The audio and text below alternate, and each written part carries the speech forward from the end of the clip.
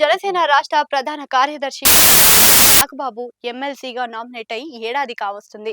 2025 మార్చి 30 నుంచి ఆయన శాసన మండలి సభ్యుడిగా అయ్యారు. నాగబాబు ఇలా ఎమ్మెల్సీ కావడమేంటి, అలా మంత్రి అవుతారు అని కూడా కొన్ని నెలలుగా వినిపించాయి. దానికి కూటమి పెద్దలు కూడా పూర్తి సుముఖంగా ఉన్నారు. అయితే తుది నిర్ణయం మాత్రం జనసేన అధినేత ఉప ముఖ్యమంత్రి పవన్ కళ్యాణ్ చేతిలో ఉంది అని ప్రచారం కూడా సాగింది.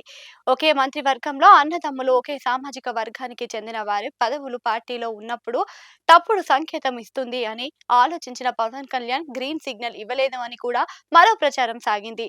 వీటన్నిటికీ మధ్యనే గిర్రున తిరిగి ఏడాది తిరిగొస్తుంది. ఇదిలా ఉంటే ఈ ఏడాది జూన్ లో రాజ్యసభకు 4 ఖాళీలు ఏపీ నుంచి ఏర్పడబోతున్నాయి.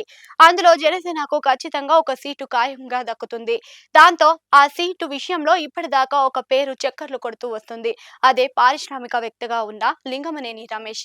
అయితే ఇప్పుడు మరో కొత్త పేరు వెలుగు చూస్తుంది. అది ఎవరితో కాదు, నాగబాబు అని అంటున్నారు.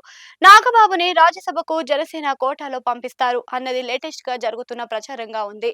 నాగబాబు కనుక రాజ్యసభకు వెళ్తే అన్ని రకాలుగా ఈక్వేషన్ సెట్ అవుతాయి అని అంటున్నారు. రాష్ట్రంలో ఆయన ఉంటే మంత్రి కాలేరు, జస్ట్ ఎమ్మెల్సీగానే ఉండాలి.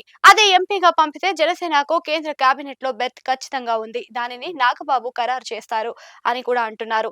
అలా పవన్ కళ్యాణ్ ఉప ముఖ్యమంత్రిగా రాష్ట్రంలో ఉంటే నాగబాబు ఢిల్లీలో జనసేన రాజకీయాలకు చక్కబెడతారు అని కీలకమైన కేంద్ర మంత్రి పదవులు ఉంటాయని అంటున్నారు. ఇక ఏపీ మంత్రి వర్గంలో జనసేన కోటాలో బీసీ సామాజిక వర్గానికి చెంది కొనితల రామకృష్ణారావు తీసుకుంటారు అని కూడా చెబుతున్నారు. ఇక నాగబాబు అయితే తప్పనిసరి పరిస్థితుల్లో ఎమ్మెల్సీగా అయ్యారు. కానీ ఆయన మొదటి నుంచి ఎంపీగా వెళ్లాలని అనుకున్నారు.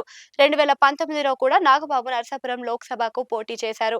ఇక 2024లో అనకాపల్లి నుంచి లోక్సభకు పోటీ చేయాలని అనుకుంటే చివరి నిమిషంలో బీజేపీకి ఆ సీటు సర్దుబాటు చేయాల్సి వచ్చింది. దాంతో నాగబాబుకు అప్పట్లోనే రాజ్యసభ హామీ ఇచ్చారు. అయితే 2024లో రాజ్యసభ ఖాళీలు వచ్చినా నాగబాబుకు ఛాన్స్ ఇవ్వలేకపోయారు.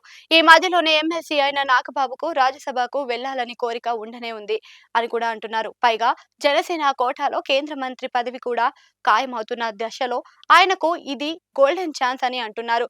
మొత్తం మీద చూస్తే జరుగుతున్న పరిణామాలను బట్టి చూస్తే నాగబాబు తొందరలోనే కేంద్ర మంత్రి కాబోతున్నారు అన్నది పెద్ద ఎత్తున ప్రచారం ముందుకు వస్తుంది. ఇది జరిగేందుకు ఎక్కువ అవకాశాలు ఉన్నాయని కూడా అంటున్నారు.